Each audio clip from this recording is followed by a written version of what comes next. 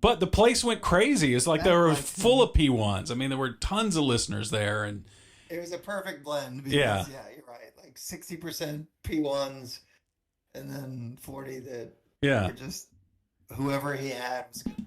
And I think that the podcast did pretty well. Like it Did was, it? yeah, because I think the subject matter of what we talked about was real heartfelt. You know, we got into stuff about his dad, and it was a good conversation. We talked about drinking, which was a topic that, you know, a lot of his listeners know his back history with drinking and so on. Take another sip there, Mike. I'm sorry, what were you saying? Yeah, nothing. And Just, so it was a good conversation. And I saw somewhere a year or two ago, I can't remember when this was, but I saw some video where he was being interviewed by another famous interviewer guy. Mm. And that dude brought up the podcast that Dax and I did about drinking. I forget what that guy's name is. He does a lot of great interviews, but yeah, he goes, I heard your podcast with Gordon Keith, and I thought that was funny, as if I was someone that was known. So what percentage would you say that Dax Shepard is watching this or is going to watch this? This here? Yeah. Zero. Because if he wants to continue to lower like the the celebrity amount that he needs for a guest, like right here. Yeah, man. you. Like, Yeah. You should have you on. let's go lower. So, yeah. So, let's see. What else can we talk about? I'm going to go here to the chat and see. Somebody's locked in my salary at that whatever figure you said. It's not true. All right. We want to take some questions? I love it. Have you been following the chat at all? I have tried. Unlike my stream, you have 2,000 people, so it goes pretty fast. So. Well, what was your stream? Like, what is normal for this? 300 on a good day. What percentage of someone who follows you on Twitch do you have that actually watch you?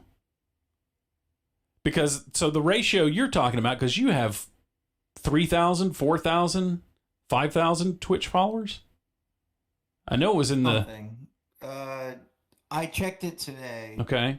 Because my fragile ego wanted some validation, and it was not, it was bad. You had 2,500, and I had 3,500, or 3,545, I don't remember. Okay. So... But that's a fair question. Like, I don't know. You have 2,000 people watching, so... And if I have 2,500 followers, is that the nomenclature they use on Twitch? Is it followers or... Okay. Or subscribers. So if I have 2,500 followers and 2,100 people are watching right now, is that the normal ratio of watching to following? No, you have an incredibly high ratio. So a lot of these people that are watching may not necessarily be followers. That's what I'm hearing. How do I convert them and get them to, hey, come on, smash that like button, and hey, you got a comment, put it... That's YouTube. Sorry. No, but I think you're right. I think you have to yell at them and say smash. I think just say smash. I don't know. You gotta smash the like button, right? Or smash the follow button, or I don't know. Whatever you're doing, I think is pretty good. Okay. All right. So let's. I don't know if Huey is on. Huey's my guy. He's your guy too. He is my guy, and I need to tell you this, Gordon. Yeah. Listen, the phrase you need. Okay. Is, damn it, Huey. And what does that get me? Well, it doesn't get you shit, but you're gonna need it. That's all I need is damn it, Huey, and then I don't know. Then you just sit there and wait and hope something gets fixed. See, because this is what I need. I don't like this one-man band stuff of me having to do all the technical stuff. I mean, not like there's a whole lot, right? I just hit start streaming and then have the camera. You're literally using your finger. It's not. But I would like to have like someone who curates the questions here a little bit and the comments, and then because you're looking at it, it's just going so fast, and to pick out something. Moderator. Yeah, that's what I'm looking for. A moderator. Yeah. I said producer. I'm sure Huey will. Jesus, he just jumped in the Discord. Is this? Was I summoned? I'm sorry. Hey, there's Huey right now. Huey. Sorry, I'll leave. I heard my name. No, we were just talking about how I can't really follow the chat and get good questions off of this. So what do you do in that case? Chat arena. So you're in a unique situation where you have way more followers than you normally would. Uh-huh. So you don't have like subscribers or VIPs or anything yet. Once you have subscribers and stuff, they'll stand out for like how long they've been following and stuff. Okay. But at this moment, you just have a ton of basically like fresh blueberry followers. So nothing's really standing out. So you're just getting like a wall of text. But once you hit affiliateship and people can subscribe, they'll stand out a little better. Here's a comment. Gordon, you're hot. I like that one. Yeah, you've been getting a lot of those. So Really? I've been moderating the chat. Well, Yeah, I've been moderating Jesus, the chat, Huey, like, there was some fucking Sirois you're hot. Let's acknowledge those too. Yeah, there has been a lot of those. There's been a lot of Sirois take your shirt off, but it's usually followed with put on a dress. So there's some up and down from it. I do have the sundress right here. You want to take your shirt off? Is that like a common thing you do on your streams? No, it's not a common thing I do. Okay. But I do have a sundress nearby if we need it.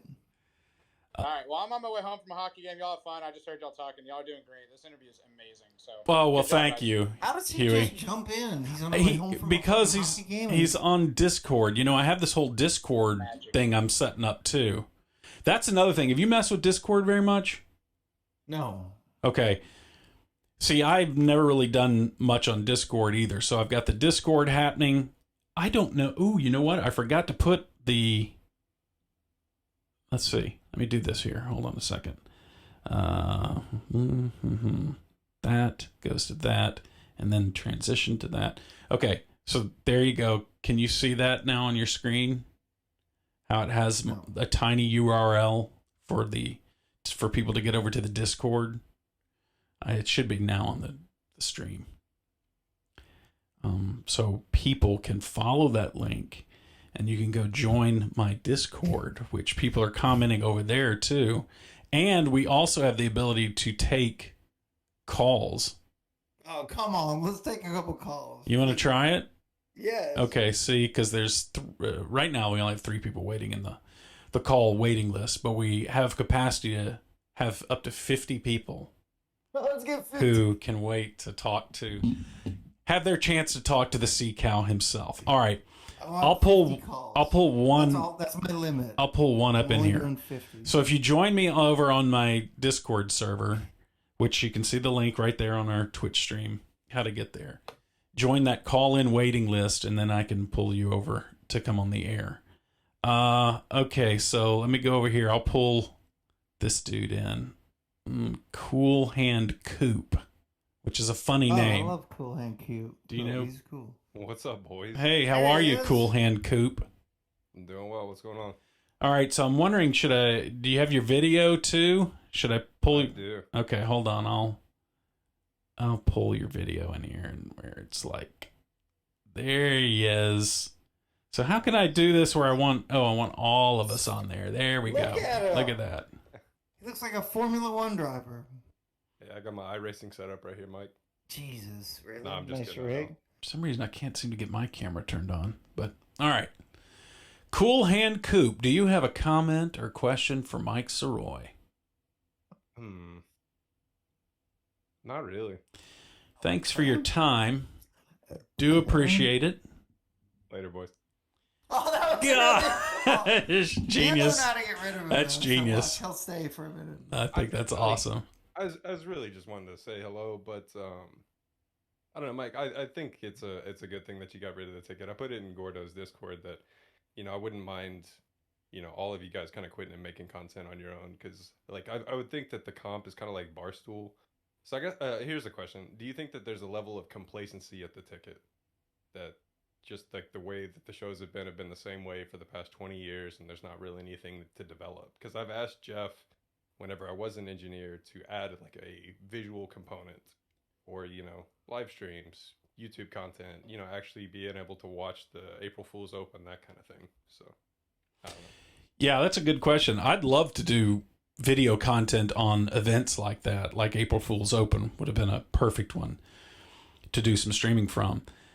As far as like the shows having a video camera or a 3-camera setup in studio, like a lot of radio shows, I know Mike and Mike had that for a while. Dan Patrick, I don't even know if his is a radio show anymore, whether it's just a TV show, but there's been talk of that on and off for years, and we've always been categorically against that. The Musers have.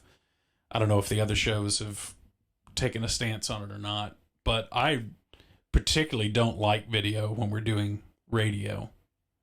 It's just like distracting to me. Even this is strange, and I'm trying to get used to it. I love just having the audio, and I just can focus on what's going through this microphone is the only thing I have to worry about.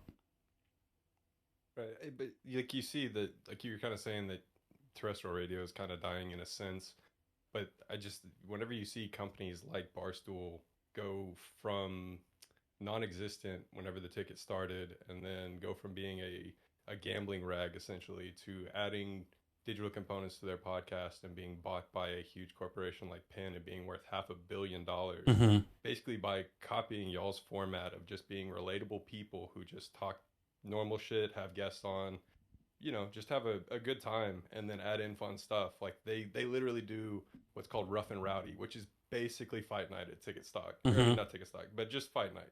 It's the exact same thing, but they pop it up and they sell it as pay-per-view and then make loads of money off of it. Right. So it feels like y'all have that. Y'all have the talent.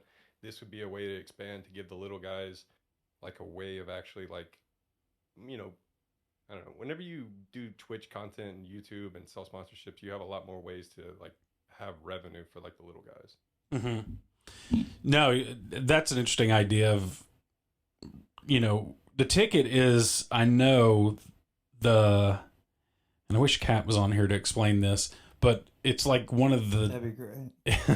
it's the top. Yeah, I know it's a big corporation and there's a lot of hoops to jump through, but Yeah, but it's like the top non-air spot revenue generator station certainly in DFW.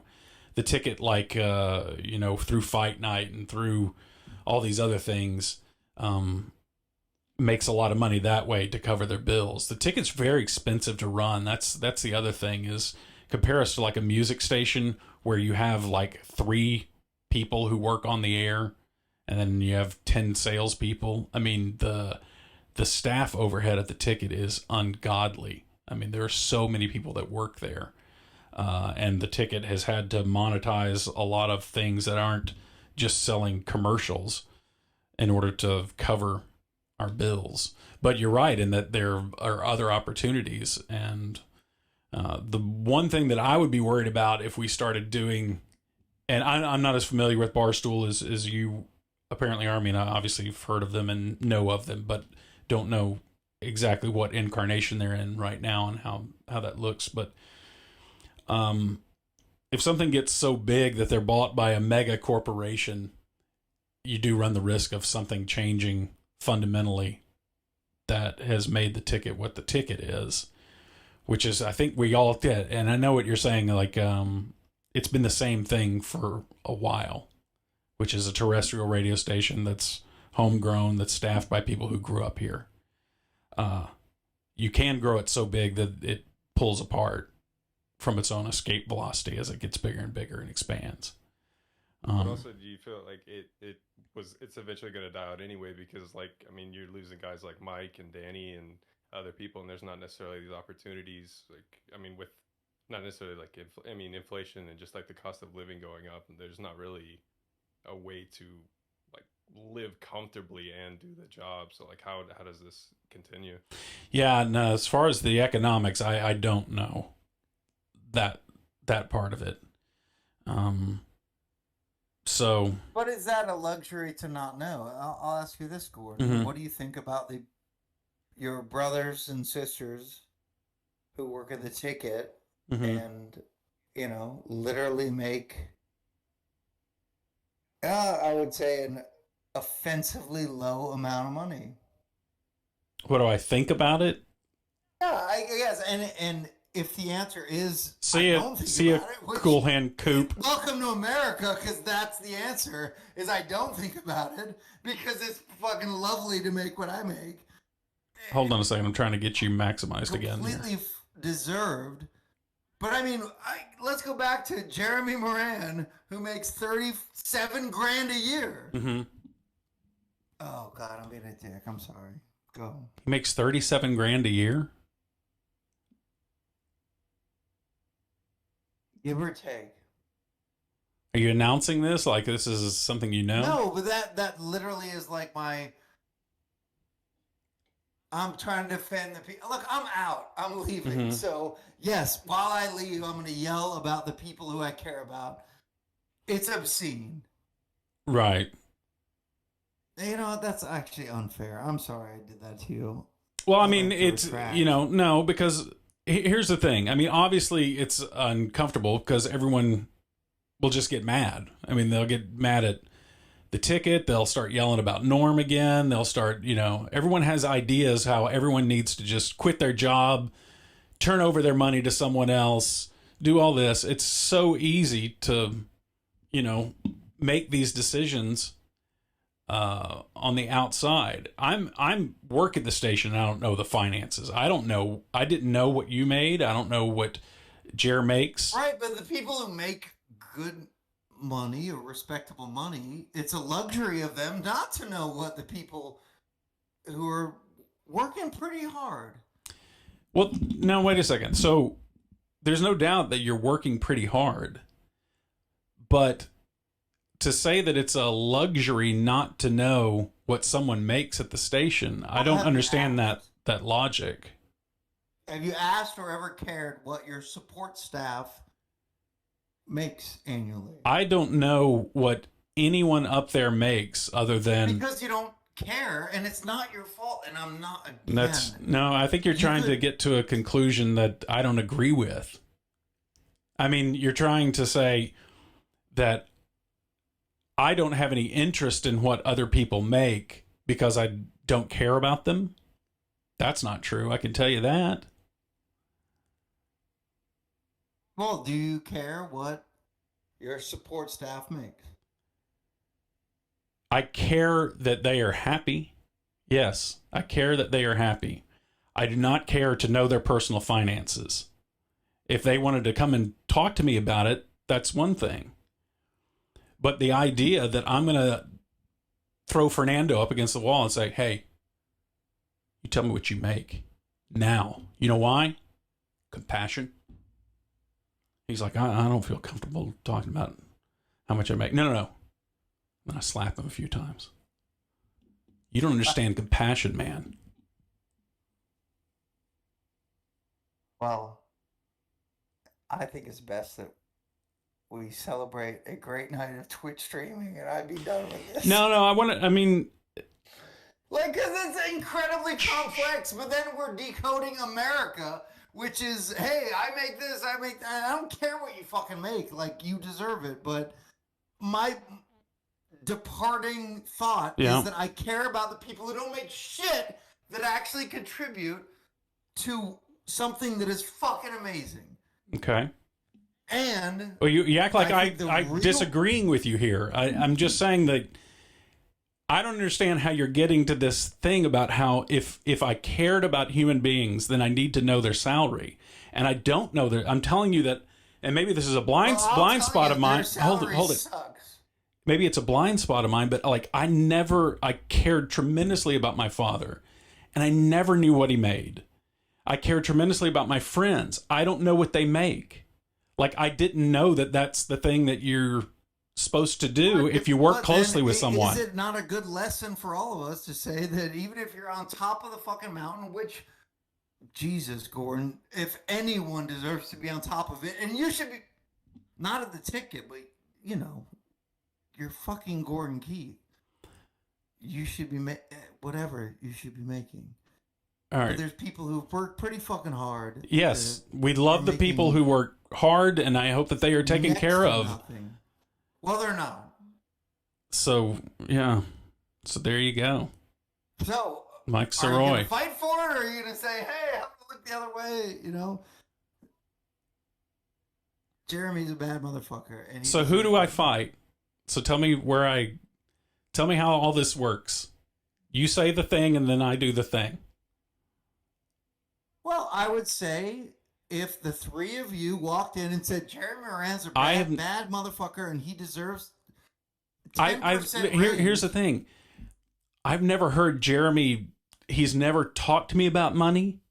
He's never said that, hey, you guys are screwing me over, or the station's screwing me over, or Sirois shouldn't make more than me. Why does Sirois get more than me? He's never said anything to this effect. And to act like I have somehow not cared about Jeremy because he's never even brought this up, it's never crossed my field. He's never brought it up. Luxury for it. Well, you can frame it as it's a luxury, but it's also, how am I? You're saying it's on me to compel Jer to approach me to talk about his money. You're literally my fucking hero. Like, I'm not saying it's on you. Right. But at some point, when you structure America, it is on the people who make a shitload of money to actually give a fuck and take care of the people who make less money. Okay.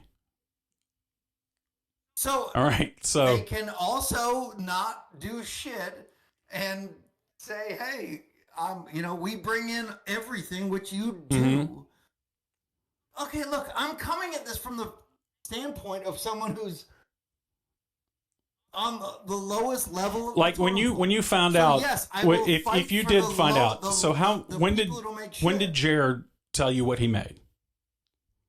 He didn't tell me shit. I guessed that number. I'm not. So you've got a made up situation that you're now litigating. Okay, if you want to throw numbers, yes, I promise you, he does not make. But you had Jeremy. And what I make is fucking embarrassing. Right. Did you ever? If you really want to throw it out, it doesn't matter, dude. I don't know. Look, my brother's texting me, probably telling me to shut the fuck up. Well, you're a little drinky. That's okay. Look, it happens. Hey, you're mad about America, and I'm not mad about America. And I didn't do something right, and I'm trying. And who make a fraction of what? Mm-hmm. Jesus, how do we ever get here? Because I don't you deserve double what you fucking make. Jesus, I'm sorry. I think we're done. All right, so let's see. Gordo. This has been exciting. Stop, right? Gordo. This is BS. What is? Hold on a second. This is fantastic. Raw is war. Drinky crowin. What does this mean? Just like Gordo, you don't have to answer his question. What's his question? Let's see. Mike, Gordo is too smart for you, man. Oh, that's actually true. Doesn't make any sense. It's not on the employees to sacrifice for the coworkers. I don't know. Okay. That's the thing, though. But it felt like you're putting me in the position of, okay, I'm the one who needs to fix corporate. I don't need to do that. I really don't. And I don't know this kind of stuff. All I know is that, hey, when we had to take pay cuts and everyone at the staff had to take pay cuts because we were doing COVID came through and we were all being furloughed.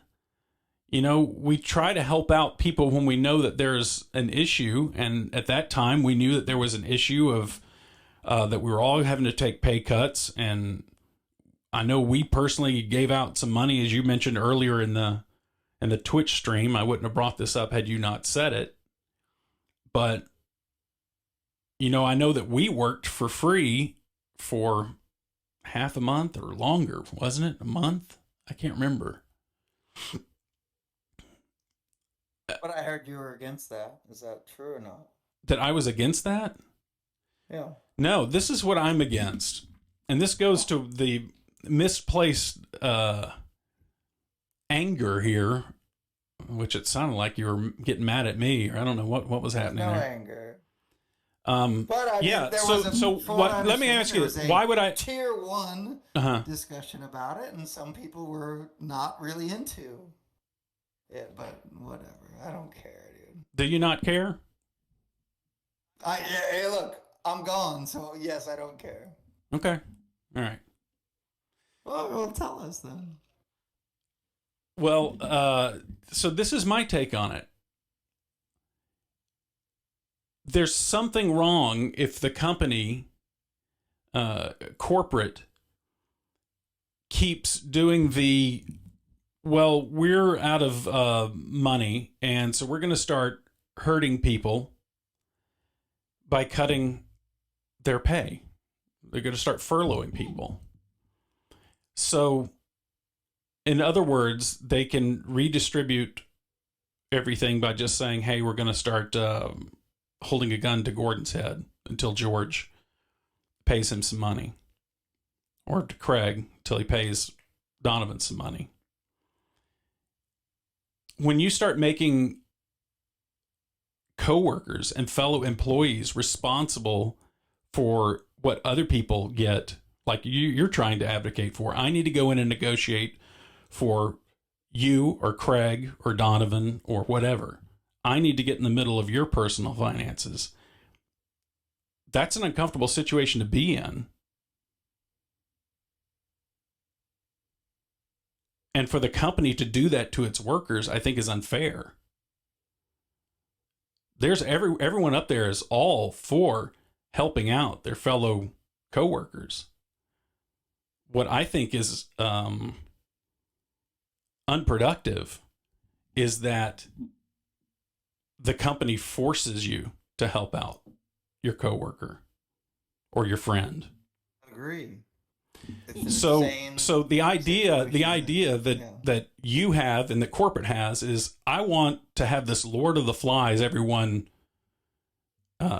battling each other. You know, hey, Gordon, you need to go in there and you need to stand up for Corby.